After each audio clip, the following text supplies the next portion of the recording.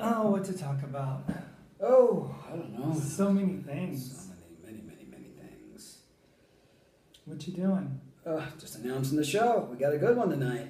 We do. We do. We're going to be talking about the DSM, the actual... What's the DSM? It's a diagnostic tool that was created to try to legitimize psychiatry. Because, regular medicine, you've got laceration, you see the laceration, it's very observable. But with mental conditions, you really didn't have anything to really concrete see it. So they created this thing, and it helps with reimbursement of insurance. But what a lot of people don't know is what gets in there, how does it get in there, and who actually controls it. And that's what we're going to talk tonight about. We found out some crazy stuff. Crazy stuff. We're always finding out crazy stuff. I mean, things like you think that something is like really just an unbiased source, but it's like put together by who? Yeah.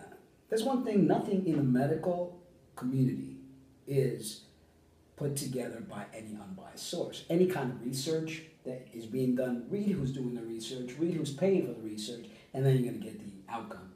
And people think, oh yeah, it's research, and it's like bulletproof, but there are hands in there that kind of sway the outcome, and you can't really trust it. Oh, like for instance, the new NIH funding that's going to these transgender doctors that support, transing our kids and stuff like that.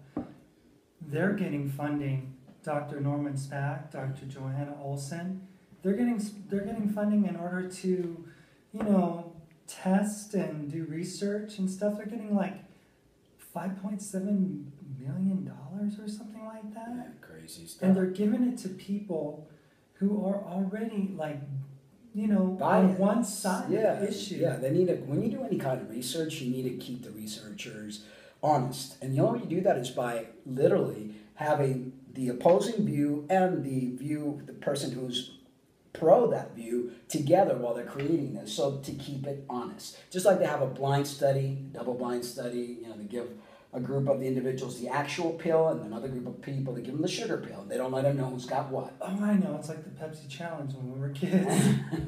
So they need to keep Coke? it. Is it Pepsi? Exactly. But let's say they're testing a drug and they want to know the outcome of that drug. Well, they take a group that they're giving them a sugar pill, and they take a group who actually giving them the actual pill. They never let anybody know because, people, the sugar pill effect or whatever.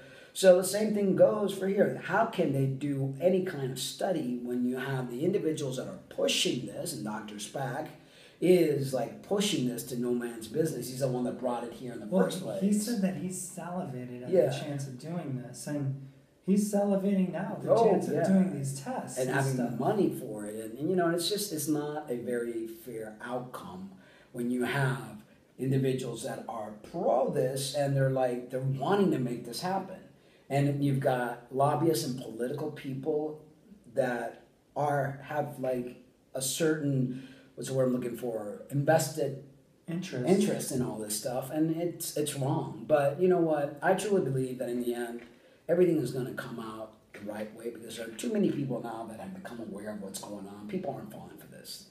Right. They are still the little honeymoon stage, a lot of people, but people are starting to open their eyes, especially with this Jenner stuff. Oh my gosh. Yeah. It is just going crazy. Yeah. I mean, I'm glad that it's getting out into the public forum. So they can see what trans women are all about. Right. And not every trans woman. Some trans women are good people. Right. But there's a big majority that are just very much insane. I'm sorry to say, but tonight's show as well, we're going to show a page of these so-called trans women who are wishing so-called TERFs to die, and all these it's all like these really vile gross, stuff. disgusting things. Yeah. They want them to die in a fire. Yeah. To get cancer. Yeah, I mean, who talks like this? Really? Who talks like that? Well, but look at the little episode we saw with Jenner there. That he doesn't think that he's in the wrong at all, and it's like, well, look at my situation, look at my views, look at it's like that's the problem as a trans identifying person in the past for me, is that I would look at my issues and then just be like, well, you don't understand. Right. You don't know what I've been through. Yeah. You don't know what I've lived through. Yeah. And, you know, it's really sad because, I mean, there's another show, you know, the I Am Jazz show. It's just funny how these shows are like, I am and I am this, you know. And Jazz is in a scene where his sister, well, sorry if I say his, her, whatever you want to say, if I'm offending people. The sister is really like wondering what in the world, you know, when Jazz says, I'm going to have 8 children. And you're going to have one. And you're going to carry them all for me. And she says later, you know, the sister Ari says, well, I don't mind carrying one, you know. And it's like, but Jazz expects her to become her incubator. Yeah. And it's just really sad to see just the level of narcissism, even at a young age. Oh yeah, because the That world person revolves might have. around them. The brothers and sisters are saying, you know, Mom Favors you because you have consumed our entire their life. lives. Everything revolves around Jazz. I mean, they were putting a collage of pictures together, and the brothers were like, well, there's Jazz and Mom here, and there's Jazz and Mom there. and And this collage is going to show, you know. And then one of the brothers actually had a football game or something, and he really wanted his mom to be there. And of course, his mom, what? She went with Jazz. Jazz, yeah, because it's all consumed. And, you know, and at the end, what I'm seeing from I Am Jazz is that Jazz is really confused. And it's to be expected. Teenagers are always confused, but definitely is not pro the low surgery, you know. No, very said, like, I really don't want to die a virgin. Yeah. That's what Jazz said. And then, you know, it's like, well, I don't know if I like boys or if I like girls. Yeah. You know, and it's almost like she feels like torn between this advocacy, and it's like it's too much pressure. It's like, yeah, I mean, they wanted her to do a book signing, and then Jazz was like torn, you know, about wanting to do it. And then, you know, when she did it, then she felt better about herself. But like there was a scene where the mom was like, she's getting tired, and the mom's like, well, baby, you gotta keep pushing through, you know, unless you gotta go pee or it's an emergency, you know. I mean, it's like Jeanette is like making this child, and has been making this child do what Jeanette has wanted. I mean, you've hit the nail on the head. Yeah. And if it's not obvious in the emails that you had exchanged, and I know Jeanette just watch firsthand. the show. Firsthand, you know, and I know the whole family firsthand, so, you know.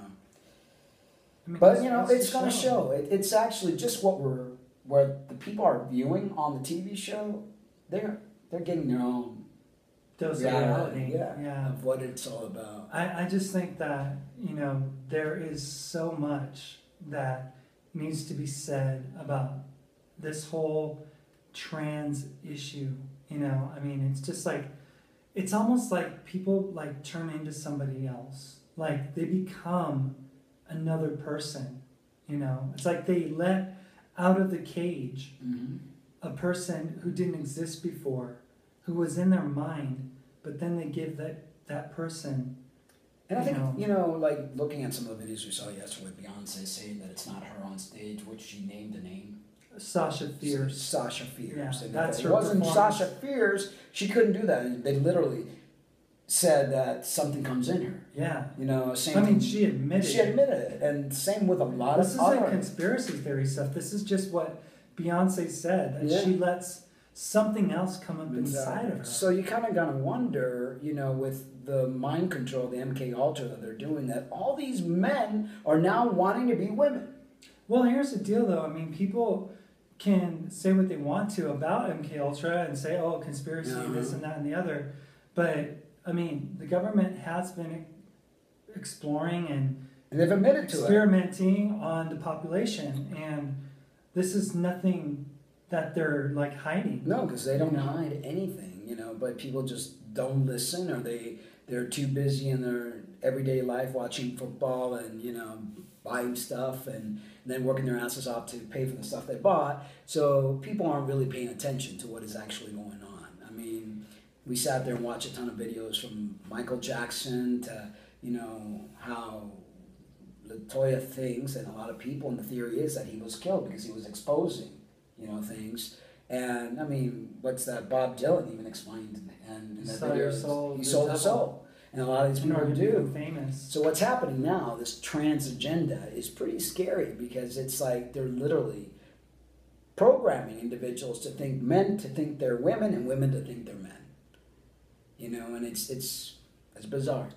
It is, and it's something that, you know, people need to really look into a little deeper than just, well, it's my body and my mind don't match up. You know, it's more than that. Yeah. It's got to be more than that. Definitely, because all of a sudden, all these minds and bodies are matching. I know. Something's going on, and you know what it is. We plan to get down to the root of it, and hopefully, people start questioning themselves too. You know, these young girls, all their lives were quote unquote normal, and all of a sudden they reach, you know, adolescence, and they want to be boys out of the clear blue sky. No signs, no symptoms. So something's happening.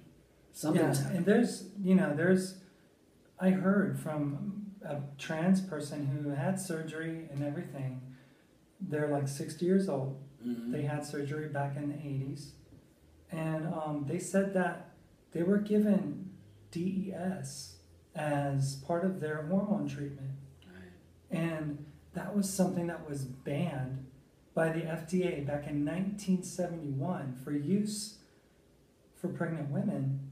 And they're repurposing it. They repurposed estrogen, it yeah. as an estrogen or something. Yeah, as an estrogen. Mm-hmm. And it was known to cause a history of problems. It's caused So a lot of why- intersex. You know, Why would the medical community, big pharma, do that? they want to recycle. They don't. You know how much money they spend putting a pill forward in the research, and then they don't want to just get rid of it. That's how Spiro ended up being used as a, you know, androgen blocker. Right. People don't know that the truth is that Spiro really is not No. anything other than a diuretic. Yeah. And I mean, it causes your cortisol to go off the to roof. go off, off Yeah. the charts and stuff. Yeah. I mean, it's like stuff that you do, you don't realize. Or I think it's the opposite. It stops your cortisol from being. It stops your yeah, cortisol. from being Okay. produced. But it's like, you know, these things are being done, and people are just being told this is Mhm. what is going You on. need Like, to take this, boop, and that's it. And we're going, okay. Yeah. Not questioning, not nothing, thinking. Big Pharma knows what they're doing, thinking, all right, we can trust our government, you know, and if, you know, it's like we're slowly deteriorating as a society, you know, and it's really sad. and that's the thing with Jazz. Went to the doctor Mhm. and wanted to find out more about, you know, maybe increasing estrogen and stuff, and was told that it's a dance between the puberty blockers and the estrogen. Yeah. Because the puberty blockers are keeping Jazz at 5'1". Estrogen is showing some changes and stuff, but if they let up on the puberty blockers, then Jazz can get a little bit more height. Right. Now 5'1" for a 14-year-old They're not there, you know. is not normal. I mean, And you're that's stunting, you're really hurting. low. People don't realize it's not just stunting of growth, but stunting of growth stunts the neurological system, stunts your brain capacity, your growth in so many different ways. It's not normal. I don't even understand why they created this for individuals who weren't, or were growing too quickly or whatever. Let them grow quickly, let them develop quickly. The reason they're developing quickly is from all the hormones in our food supply. And obviously, if they're growing quickly, does not that mean that maybe their body can handle the growth? Yeah. Maybe it just is a different growth spurt. It's better time. that than the other. Because the body, I mean, you can't just sit there and halt the body. So it's like you're telling the body, go, because of all the hormones in the environment. Little girls are getting periods at 10 years old, and their breasts are getting huge, and they're getting taller than normal. But then you're telling the body, no, halt. First you told her to go. Now you're telling her, halt, go, halt. I mean, the body can't handle that. Like for a 13-year-old, 13 and a half years old, is for a male when they hit the most of their That's when they start growth. growing. Yeah, the epithelial plates the start plates start yeah. developing fast, and you know, a child can be like 5 feet, and then they could be 5'8". So now at the end of the summer. she's not only on blockers still, but she's on estrogen. Right, and So, has been. Yeah, for the past 2 years. So And, 12, that's, you know, then and then Jazz went on. you keep hearing, mother talk about Jazz having a hard time, and anyone would have a hard time. The brain is probably becoming psycho.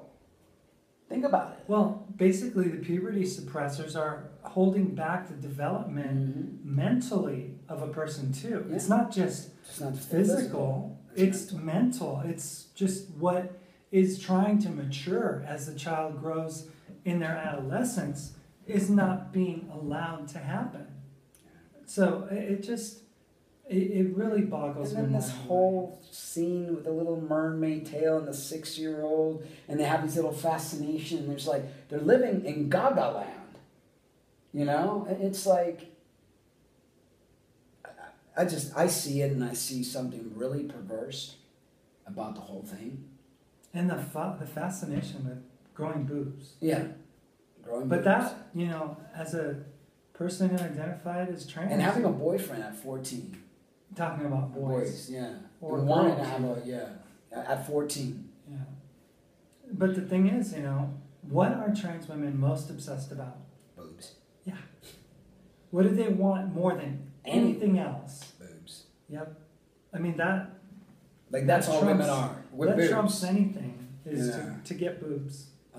How many real women hardly have any boobs? And they're happy about that. Well, you said that, if you had small breasts, you would have been glad not to wear a bra. Yeah. But it's like a trans identifying female wants to Wear a bra all the time because it's like, hey, I Wear wear a bra. pads and- do it all. And it's like, why would anybody want to wear a bra? I mean, that's like restraining. It's like being felt like you're like, and again, it's like the Constricted. chastity belt. It's Being held in. yeah. Well, we've got a lot to talk about. Tonight. The DSM is nothing like what you guys think it is. Yeah. I mean, it's The APA. it's like a bunch of fluff, Yeah. like, diagnosis and stuff. Yeah.